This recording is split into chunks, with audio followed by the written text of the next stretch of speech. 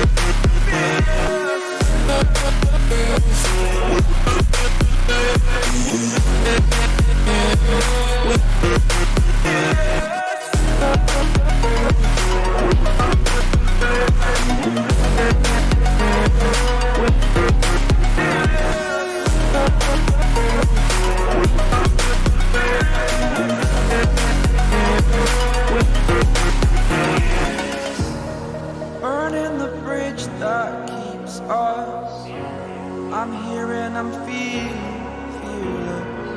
exaggerated, that's what you assume. The story's over now, I must conclude. I am conflicted, watching where I step still, hanging in the balance, not the life I want to live. I want to take it all, standing tall, fear I've weighed the person you are. Oh, break out, I've got to see. Spent all my life holding all of it closely. I played it in a sense, a feel of discontent. I'm finally facing it all, fearless.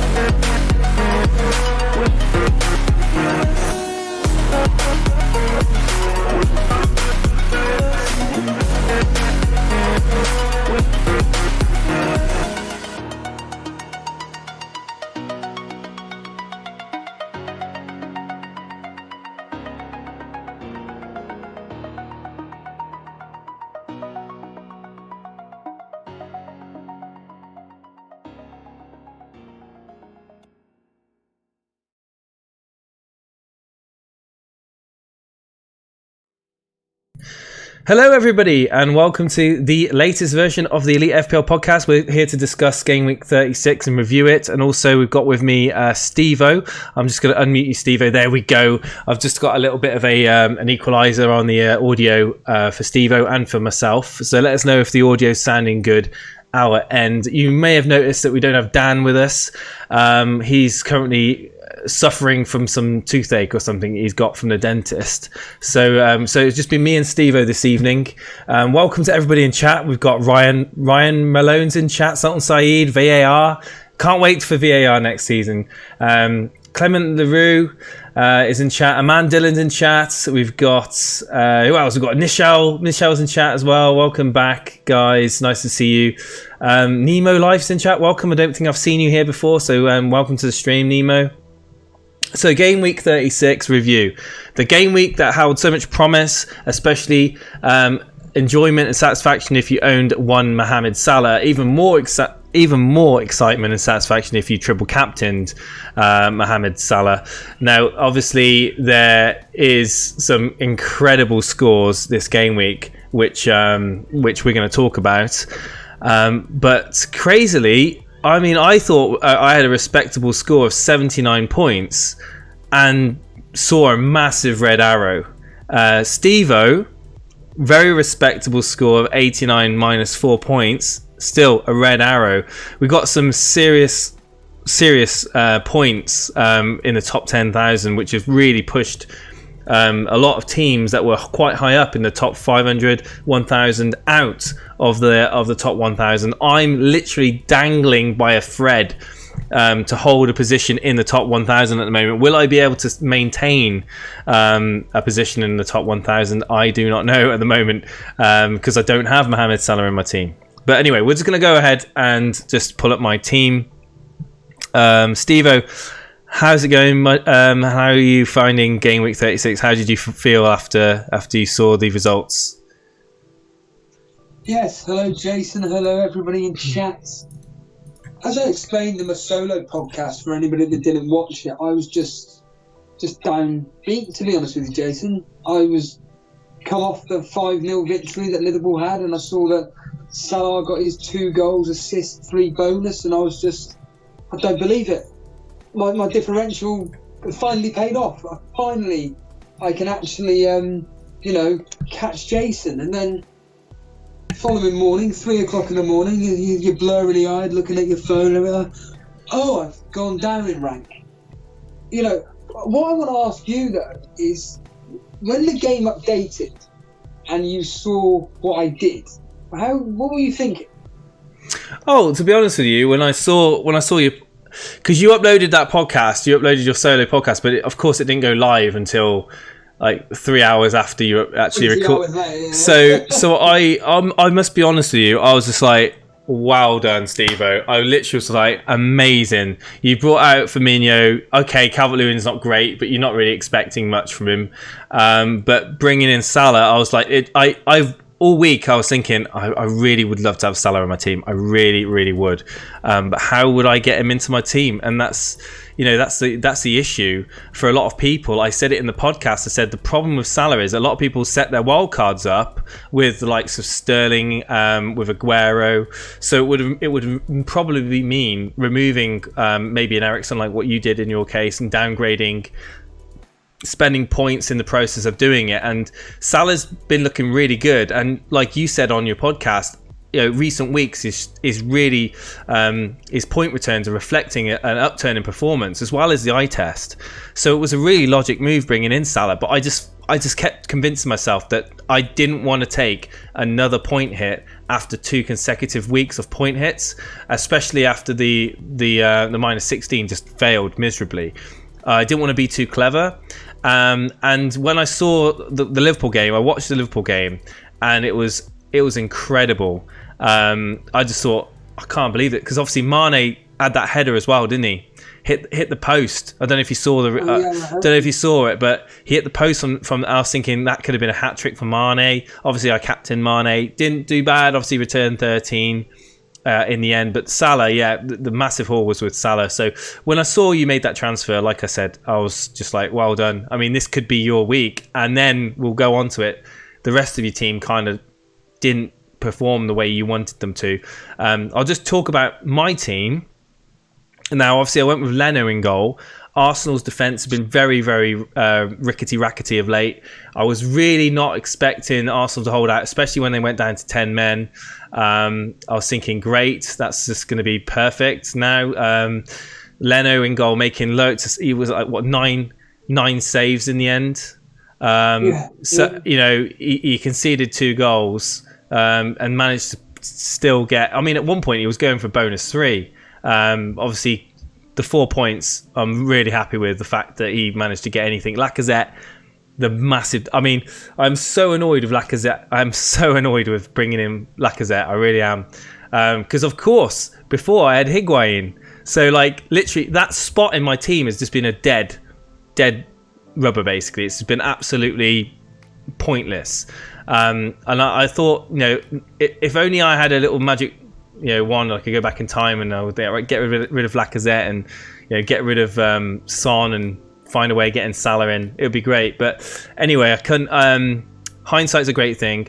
Going through my team, obviously Laporte getting the 9 points. Laporte is just looking just so reliable. Coming into the last couple of game weeks as well, I'm so happy owning Laporte. Trent Alexander-Arnold, again, returning points, getting that clean sheet and the assist. I mean, he's just an absolute machine.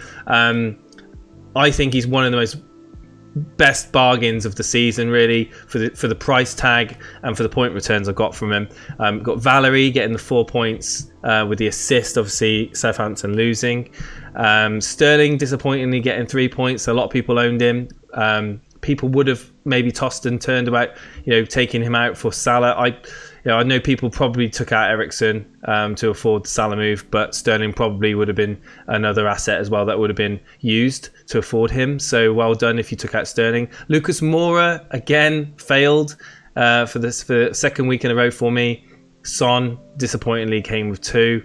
So you talked about Mane, talked about Lacazette. Jimenez, absolutely another player that I think if we look back at season 2018, 2019, we'll look back at this season and we think this is the year of Jimenez. He's been so reliable, so steady with his points, bringing those that goal, that assist week in, week out, very reliable. And Aguero with the 9 points, obviously the bonus 3 and the goal. So guys in chat, I was going to quickly brush over what they're talking about in chat at the moment. So Ryan Malone says it was tricky to get Salah in without taking hits. If you can, then yeah, absolutely. And if you don't own Salah now, what are you thinking of bringing in Mohamed Salah? That's the question. I mean, we talk about chasing last week's points. There's probably going to be now a massive resurgence, or a massive exodus of Tottenham maybe Eriksen out, maybe even Sterling out. Obviously, another disappointing week for Sterling. Are you looking, guys in chat? Are you thinking about bringing in Salah, doubling him up with Mane, maybe a Liverpool defender of Robertson or Trent? We got FPL Booners in chat as well. Welcome, Booner, to the chat. Mick Lee, what's going on? Agree, Trent and Jimenez, best value. Absolutely, John Harris. Absolutely. Apparently, VAR. Your name isn't VAR. Your name's VAR, but I'm going to call you VAR. He's got 131 points this game week, 6k overall ranking. That's amazing. Absolutely brilliant. Absolutely brilliant. So yeah, we're gonna go. Should we get Salah for the last 2 week games? I mean, Aman Dillon in chat asking that question. Should we get Salah in? I mean, of course, I'm not going to say no. I mean, if you can afford a way of getting Salah in without too much damage to your team, then yes, I would probably advocate getting him in, because I think a lot of people are going to try to get him in their teams, especially now after United's disappointing result against Chelsea. First half they did really well, and I was thinking of bringing in. I'll tell you what my moves were, Steve, and you can actually give me your opinion. I was going to go Cathcart out, and Lacazette out for Robertson in and Rashford in. Nice. So I thought it was a nice move. I thought it was a really, really nice move. Tripling up on Liverpool, having Robertson and Alexander-Arnold, and bringing in Rashford for Lacazette, who I feel in the last couple of game weeks, they got Huddersfield and Cardiff. I mean, they got some really attractive fixtures, and I just figured like we could probably get something out of those games with Rashford. But if you look at Rashford's returns, he's really not performing at the moment, and a lot of United aren't. So I'm kind of like... Correct me if I'm wrong, did he not go off injured as well? Yeah, it was just like... he said that he lasted an hour mark, and Solskjaer said he's going to be assessed, but I don't know what the situation is. I've been working all day. I haven't read any news or anything like that, so I don't know if there's any serious problem. I think it was a shoulder injury from my memory, if my memory serves correctly. So I'm going to keep an eye on that one, and keep a close eye on these press conferences.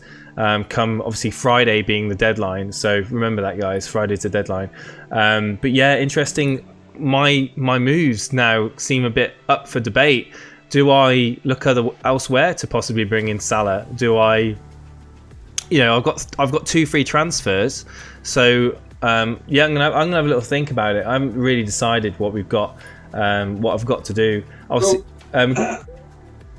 Yeah. Sorry to interject. I'm just doing a live transfers. You just said that, and I could do this right now, but like you said, you've got to wait on news. Yeah, you should do. You should. I mean, so many people look at Capkin Gaming. Didn't he transfer in Firmino?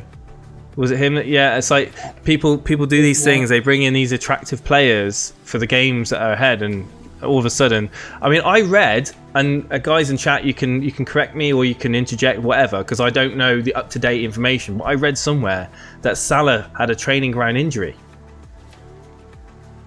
So really? I read on Reddit that Salah was involved in a training ground injury, maybe today or yesterday. So if anyone wants to let us know about this, then that'd be great. We got Block FPL in chat. That's welcome, Block. Cameron Raw Block absolutely flying back up into the top 10. 10th in the world. Amazing. Incredible. Absolutely extraordinary. Yeah.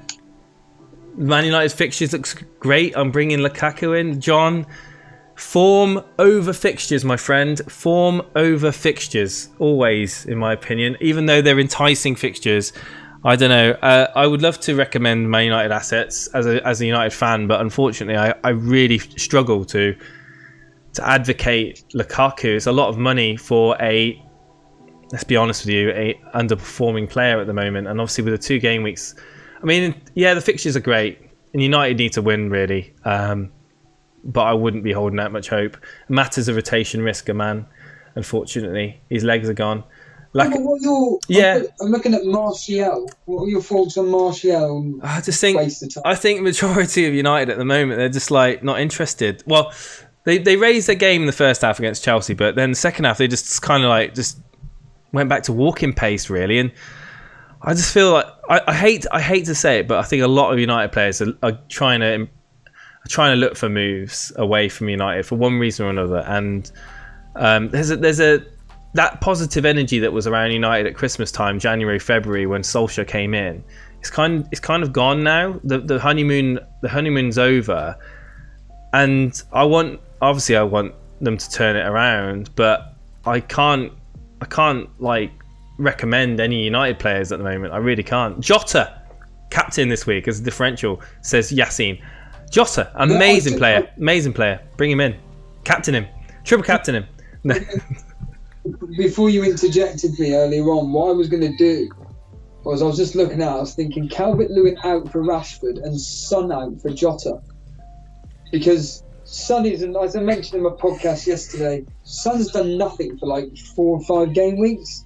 And I don't like that. When a player's not performing, I just like, yeah, go away. And Tottenham at the moment, they're just not.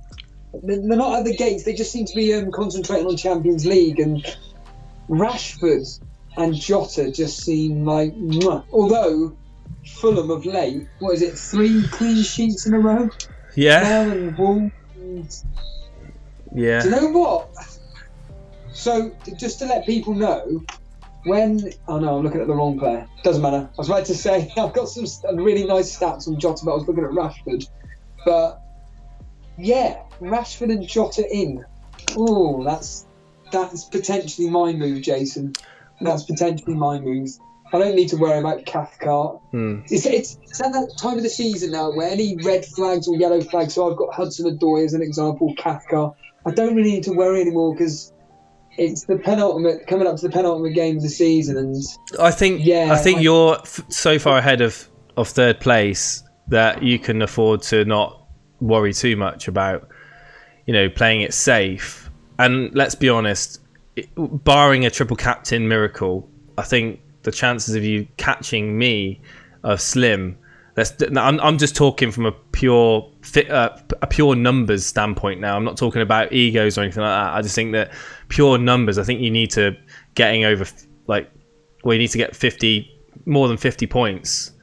Yeah, over me. I wanted to ask you actually, what did you think of my decision not to use my triple captain this game? Well, because I can explain why. But I'd like to hear your. Well, if we go back to the podcast where we were talking about the preview to Game Week 36, I said, Steve-O, I think this week could be the perfect week to use triple captain. Have you thought about it? And then you were like giving me the smirk saying, I'm thinking about Game Week 38. So I was thinking, okay, he hasn't really, he doesn't seem to be considering it. I was thinking, you know what, that Huddersfield fixture does look prime for the triple captaincy. And when I saw you bring in Salah, the first thing I did was, as he triple captain him, because and I was like, oh my god, thank God he's only captained him, because that would have really caught you up.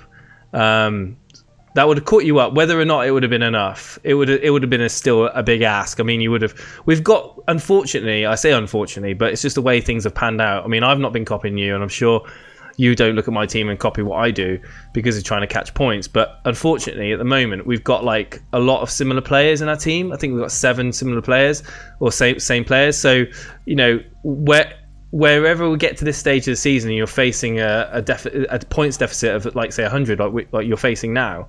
You really need to have more than half of your team of differentials over me to really have a chance of catching those points per week. And barring you doing some transfers and them really paying off and mine not performing at all, it's going to be a big ask. And I think you've kind of, for the last few weeks, you've kind of understood that now. But I was worried. I was worried when you brought your Salah in. I thought, God, as he triple captain him. Oh God, thank you.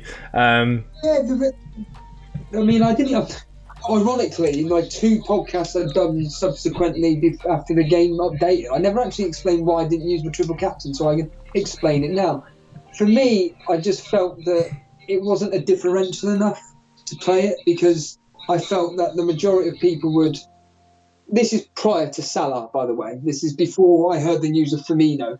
So I thought, well, everybody's going to put it on Mane, so I'm not going to really reap the rewards full stop on that. And it never really crossed my mind to put it on Salah. Now, it turns out I would have ended up an extra 19 points. Now, will I get that with potentially Sterling at home to Leicester, triple captain? Yep, Sterling's home points is absolutely phenomenal. I could see him quite easily getting a double-digit haul, but nothing near to what Salah or Mane got against Huddersfield. And then, of course, on the final day of the season, it's just going to be, right, which player do I decide to put it on as a complete punt? You know, Man City away at Brighton. Let's be honest here, Liverpool should beat Newcastle. And then it will come to the final day of the season, and you would think that then Man City would have to play their strongest team. However, if Liverpool slip up against Newcastle, Man City won't be playing at full strength at Brighton. They'll be playing their, not kids, but you know what, they're a reserve team, basically. And Liverpool at home to Wolves, that's a really tough fix. There's no game on the final day of the season where I'm like, oh, wow, I've got to captain this particular player because they're that good. Southampton at home to Huddersfield is tempting, but I can't bring in anybody because I've already tripled up on the Southampton defenders, so it's a waste of time there. So yeah, it looks like I'm probably going to have to triple captain this game week, and it looks like, well, at the moment I've got Sterling as my captain, but Jota's home record is just absolutely absurd. I mean, if I just quickly bring him up on here, I mean, not only did he get a double-digit score the other day versus, remind me who they played again? Who did Wolves play again? Watford, wasn't it? Yeah. You know, just another double-digit. Ever since he's been pushed up front with Jimenez, he is just absolutely. Well, you mean tempting. Everton? You mean? No, Jota of versus Watford. Oh yeah. When he played double digit. Yeah, with double digit, yeah. And of course, this is when this doesn't work. Brilliant, isn't it? But yeah, Jota, here we are. So Jota, home record, scored against United, scored a goal against Arsenal. He blanked against Brighton in that 0-0. That was just a freak result. Cardiff, a goal and assist. Newcastle, he blanked. At home to West Ham, he got an assist. And at home to Leicester, he got that hat-trick. So since game week 23, he's basically been, give or take, getting attacking returns in virtually every home game.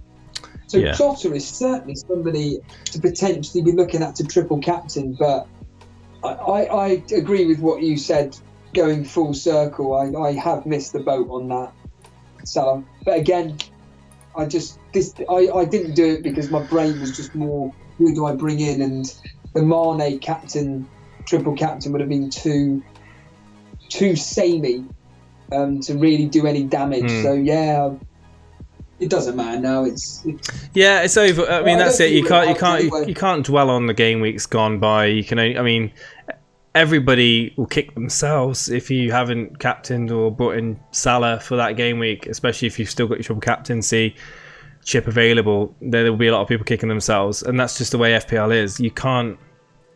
Obviously, you can look towards fixtures and you can try to predict as best you can, but there is an element of luck. But unfortunately, majority of people pick that Huddersfield fixture as being the prime time to use the chip, and it seems that's why so many people have jumped such massive rank places this week. But we've got a question, not a question, but a statement, I would say. Earlier on in the chat, we talked about, I think Ryan Malone brought it up.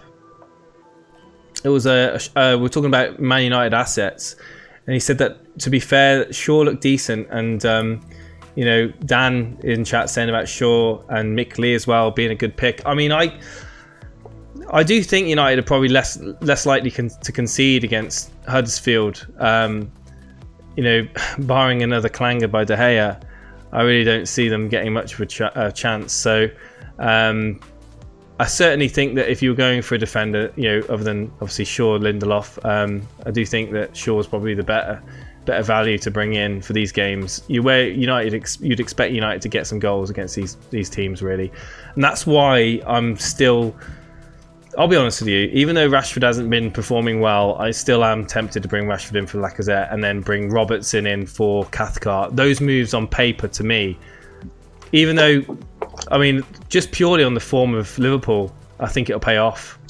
So yeah, that's my plan. Guys in chat, what do you think? Cathcart to Robertson, Lacazette to Rashford, if assuming Rashford's fit, ready for next weekend, or this weekend, I should say. Let me know what your thoughts are on that. We've got G-Wiz in Here's chat a as well. question. Hello to you. And Here's a question for you. yeah, So, I completely apologise. I completely forgotten who it was, but someone it would have been a group message, but someone privately messaged us through Instagram, basically asking us who we think is the player of the season from an FPL perspective, and from my point of view, it's Robertson. Who would yours be, and anybody in chat? Who would your FPL player of the season be? It would certainly be Robertson. Maybe Trent Alexander. Yeah, Trent Alexander-Arnold for defender-wise, attacking-wise, Jimenez for value. Midfield doesn't really stand out. Probably Sterling for midfield. So I go Trent Alexander-Arnold defender, Sterling midfielder, and Jimenez for attacker. Goalkeeper. I've never had like an amazing goalkeeper all season. Really, I think Fabianski did okay, pretty average. I would say actually, he got you save points. That's the thing with Fabianski. He gave you save points.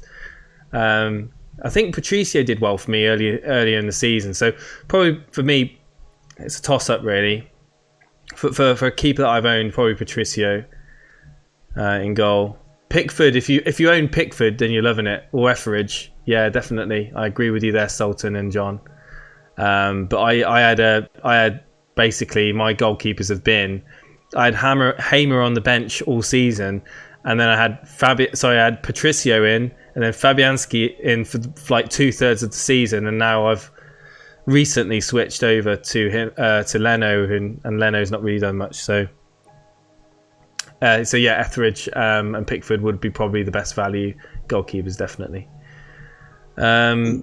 So the guys in chat are talking about Raul Jimenez, Son as well being a decent midfield. I mean, yeah, Son was pretty good, but I think Sterling's done me better, I think, especially when I captained him for his hat-trick.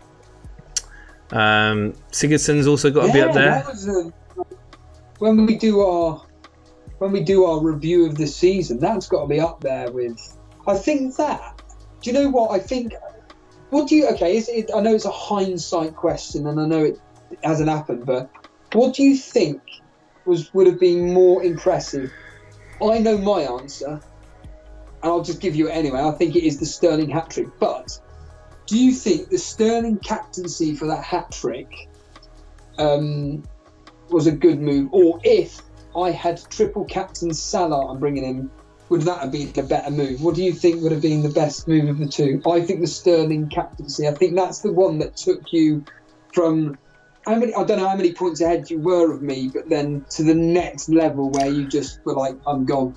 Yeah, I think it was really important that captaincy that week. It escapes me now what week it was that he scored the hat trick. I'll find out. You can talk. I'll find out. Yeah, it coincided with a large rank jump into the top. I think I was into the top 250 as well at that point, because I was flirting around the 1,000 mark for a time, and then 590, and then shot straight up after that week. So yeah, that to me really propelled me ahead. And obviously then the triple captaincy on Aguero kind of just was the icing on the cake, really.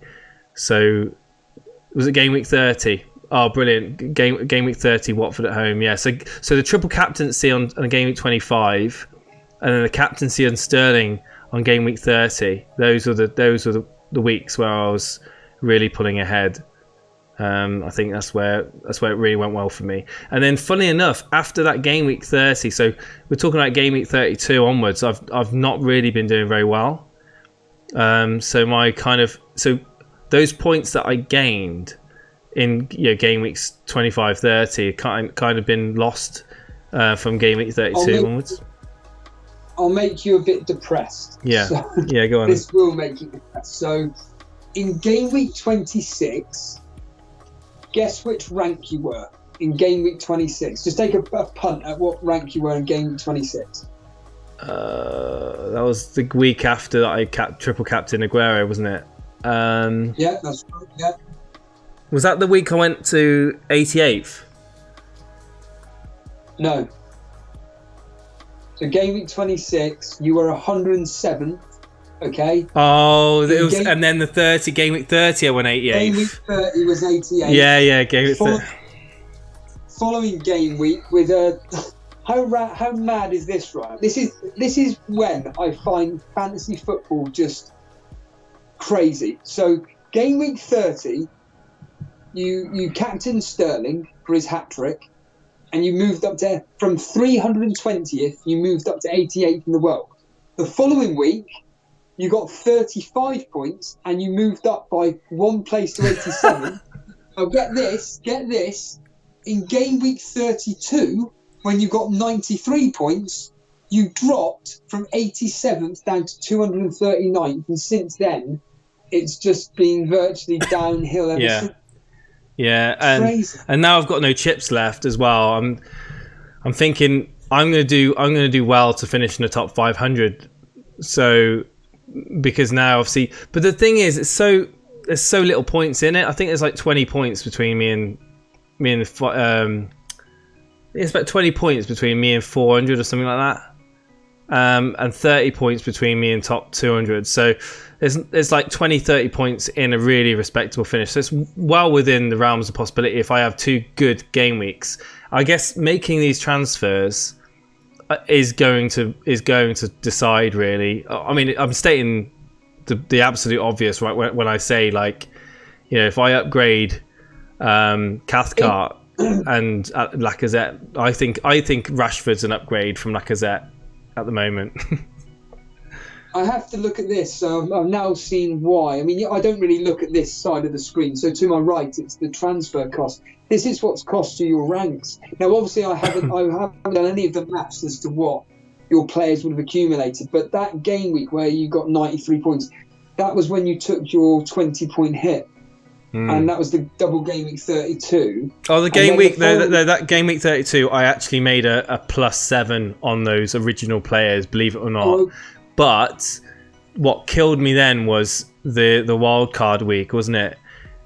And then transferring Duffy, Dunk, and Ryan out from involved in a -16. That kind of really killed me because, like I just said, I'm 30 points behind 200. I would still be up. I mean, taking those points that I would have got potentially from Ryan, Duffy, and Dunk if I hadn't transferred them out. I mean, ifs and buts, I know that, but I probably would have. I probably would still be in the top 500 at the very least. So when I asked you, I can't remember how many weeks ago I asked you about what would you consider this season. I can't remember what I said. I think I said if you dropped out of the top 500. I can't remember now. But I said top 500 would be great.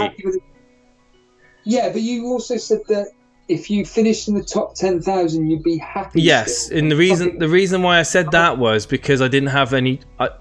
At that point, I only had my.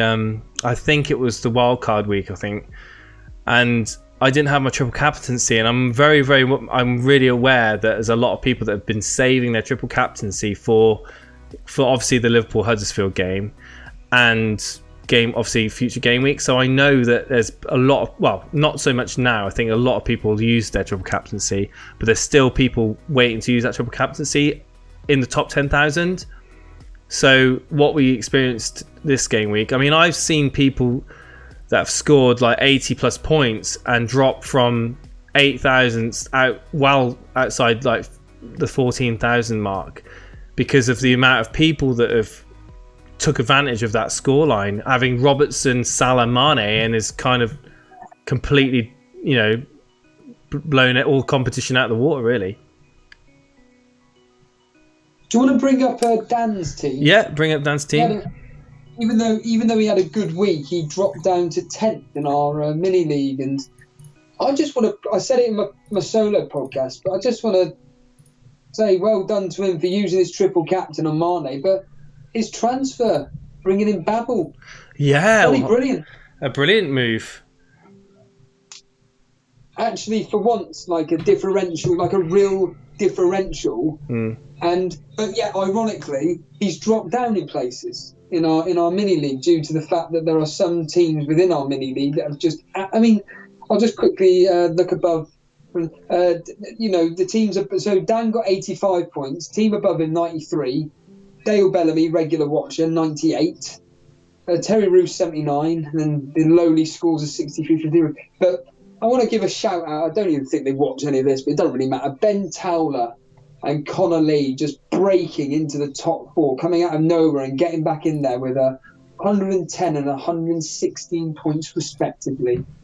Absolutely crazy. But Dan, I know you're in chat. I'd like to still think you're in chat. If you could just quickly type up how you're feeling after this game week, despite doing really, really well. It'd be quite interesting to hear your thoughts. But what are people just briefly saying in chat, Jason? I'm going to put our league, currently I'll put our table up in chat so you can see where we are. And just to, while Jason's doing that, just to explain, so this is our cash mini league, and I'll just briefly advertise it now that we will be having just a discussion about whether to allow invites from the YouTube community into this cash mini league due to the fact that cash has to exchange hands, and obviously this is going to be being done across the pond, so to speak, across all places in the world, and we know for a fact that people have inquired about this, and we're going to be discussing we'll work that out. We have the top 4 in our mini league, which are the cash places, and we also have other various cash prizes, highest game week score, etc. But the top 4 as it stands, like you said, you've won it. Then it's me that's almost guaranteed second. Then it's Connolly, Ben Towler, and then fighting it out really is Pete Andrews and Darren Monday trying to get into that 3rd and 4th spot really. And they've got some nice differentials in their team. I mean, Connor Lee having Callum Wilson, I believe he had. Oh, Callum Wilson, Fraser. I read something about. I think, hang on, I'm going to find this article because I would like to share this with everybody watching and you as well, because I found this absolutely amazing when I read it. One moment. So it's so Bournemouth's. I've got it here. So Callum Wilson and Ryan Fraser have set the all-time record for the most goal combinations, 12 in a 38 match season. They need 2 more to surpass the all-time Premier League record, 13 set by Blackburn Rovers' Alan Shearer and Chris Sutton back in 1994 and 1995, where there were 42 games in a Premier League season. So absolutely, we're talking about standout performers this season. Callum Wilson and Ryan Fraser really, really have paid back a lot of that value that people have put in. Obviously, they were very budget early on in the season, and they've been absolutely brilliant. Just going to read back through chat as well. We've got Jack Gleason in chat. Jack, welcome back to the stream, Jack. It's been a while. It's been a while since we last saw you. And a few weeks back, we noticed that some irregular transfers were made in your team. Was it you or was it a friend? Were you drunk at the time? We were kind of like a little bit like taken aback. But he's had a really good week. Didn't he get over 130 points, if I remember rightly, and shot himself back up again? So I mentioned him yesterday in my solo. He got 133 because he triple captain Salah had Mane and Robertson. Yeah. And he also had the Wilson, Wan-Bissaka. I'm going to bring it. I'll bring his team up actually in chat. So Jack's team, 133 points. Wow, just unbelievable. His bench as well is great. Leno, Fraser, and Pereira. It's like what the? It's crazy. Really small, but that was just that. And even the Ward-Prowse move there. I had Ward-Prowse on my bench, and I was like, I was thinking, Emery, please bench Lacazette. Emery, please don't play Lacazette. And of course, he played and got 2 points. Just a couple of pieces of information. So one of them, which is important. So I'll just give a quick plug to the guy, the message regarding who we feel is the best FPL asset, and it's at Let's Fantasy. So that's at Let's Fantasy, LETS Fantasy. They messaged us to ask us. They said they enjoy the stream. They join in every week. They watch every week, and they say they really thoroughly enjoy it. So that's that piece of news. And that's the important piece. But from a fun piece of news regarding our predictions, that what we did with Block FPL. I'm hopefully he's still there watching live. But you and him beat me, would you believe? So. So there we go. I'm gonna the new, ladies and gentlemen, the new guru. Right here. It's a tiebreaker though between you and Block, is because it? You both ended up 6 points each, but I'm going to give it to Block because he got the closest to the Liverpool score. The Liverpool score. He got that one right. Yeah. He said 4-0. He said 4-0, could be 5 or 6. I kind of not laughed at it, but I didn't even quite dismiss it. I just said that these games don't quite happen, and there we are. A few hours later, that's what happened, 5-0. So congratulations, Block. You are. Yeah, I think I need to private message Block and ask him what the best captaincy pick is for game week 37. So he seems to be really good. Seems really good at working those out. But yeah, just to say, for anybody that doesn't know, Block FPL is 10th overall rank, and he kindly joined us for our game week 36 preview, and he moved up to 10th. So he's only, I think I looked at, he's 25 or so points off second place. So we're really egging you on. So definitely. I mean, that's more than catchable. Obviously, 2 game weeks. It's a bit hard, but it can be done. Go for it, Block. You got this. Yeah, he's on. For anybody that wants to follow him on Twitter, or he does a YouTube channel, doesn't he? It's Block FPL. That's BLOCC_FPL. Yeah. So at Block FPL, if you want to give him a follow or support him on his YouTube channel, go check his stuff out. 10th in the world, everybody. That's crazy. But I think Fowler as well. Fowler, who's I'll still check to see where Fowler is, because he was doing really well. Yeah, 3rd in the world. He went down to 3rd. He's in 3rd, and he's watched the podcast as well. He's like, really? He watches. He's liked our podcast, and he follows us on Twitter as well. So Fowler, if you watch this back, or if you're hiding in chat, give us a wave, or give us a tweet on Twitter. But yeah, 3rd in the world, Fowler. So he's doing really well for himself. But yeah, just amazing it's just amazing the talent that we find on YouTube that stops by our channel. I mean, it's crazy. Separate issue, I think it's only an absolute grace that only a top 3 in the world get prizes, which are too small anyway with the resources the Premier League has got and have the amounts of engagement FPL gets. Yeah, I mean, Jack, you make a point, but it is a free game. It is a free game. I mean, if they were to make a fantasy Premier League premium where you paid £5... Did they? Oh, did they? Yeah, they did. What did they call it? But they scrapped it. Yeah. And you know what? And the funny thing is, I didn't personally play it, but I'll tell you what. I didn't play it. I remember now. The ideas behind it. If anybody in chat actually played it, I'd be really interested to. Or if anybody in chat played it and would like to leave a message in the comment section just to write out what their thoughts were on that game, because I didn't play it, but the rules in that game were very reminiscent of real life, because I think they included block tackles and interceptions, all this malarkey, and it was I'm sure it was £10. Yeah, and I thought. Yeah, did it last a season, or they must have lasted one season? Right, yeah. What was it called? Season, it was called. Yeah. What was it called? Ultimate Fantasy Premier League. Ultimate Fantasy. Yeah. I can't remember why I didn't do it. I don't know why. It's because you had to pay for it. Probably, yeah. That's why. Probably. But yeah. That's the reason why. And yeah. It really. You had to pick 25 players, if you remember. But now I wouldn't mind just doing it for tenner. Now I wouldn't mind giving it a go. It was £5 entry in 2014 and 15, and okay. All right. Okay. Right. Yeah. So I mean, you make a good point, Jack. I mean that's. it's a fair point you make about them getting better prizes. I mean, when I first played Fantasy Premier League, I thought the prizes would be a bit more. Like, one of my friends at work is like, "What's the prize for winning the whole thing? Is it £1 million?" I'm like, "No." Okay, isn't it like a muggle? Isn't it? You get a goodie bag. You get a better price from No, us. you get a season ticket. No, not a season ticket.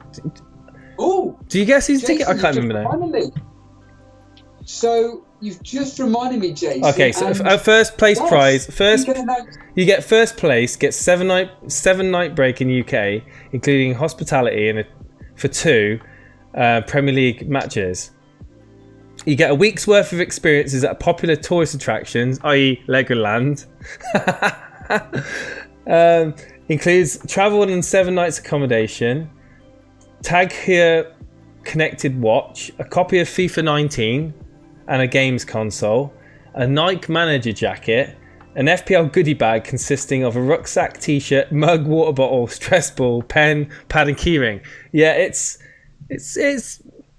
I mean, it is what it is. I mean, it's still good. I mean, especially for those people who don't live in the UK, it's really good if you don't live in the UK. VIP hospitality for runner-up. So you get quite good for runner-up as well. A third place, not so good. But first and second's okay. But to be fair, I know that a lot of the people that have won it, they do actually get a lot of media coverage through like local papers and various fantasy football scout will interview them and get them on various things. And to be fair, they do get exposure with the word. Exposure, Jason, yeah. Nothing beats winning an elite FPL mug. Nothing. And I can announce right now the winner of the April Manager of the Month award, and that manager can we have a drum roll? Is somebody called Tim Lee. I don't know the name. His name has never, I don't think, ever cropped up. I know Mick Lee. There's a Mick Lee in our community that's always commenting and joining us on a chat on the comment section in YouTube. But a Tim Lee. Unless, of course, Lee from the United States. Tim Lee. What is it with the American? There's a lot of people from the United States. Yeah. So Tim Lee has won the manager of the month for April. So Tim, if you watch this back, get in touch with us on Twitter or Instagram, and give us a private. We'll speak to you in private messages, and we'll sort you out a Elite FPL mug, courtesy of myself. A lot of blood, sweat, and tears goes into making those mugs. A couple of you in chat or in the community already own those mugs. Don't use it for Strongbow though. Use it for tea. Good old British tea. No names mentioned. Imagine the stories you can tell your grandkids, says Dan, about winning the FPL. Yeah. But we got I mean, we're going to do a preview on game week 37, aren't we, later on in the week? So we just wanted to reflect over the weekend and how everyone's done. Feel free to give us a subscribe if you haven't already subscribed to the channel, guys. You're watching this back. We do try to put a lot of effort into the stream. We'll try and get some more guests on by the end of the season as well. Maybe even get Capkin back, get Block back.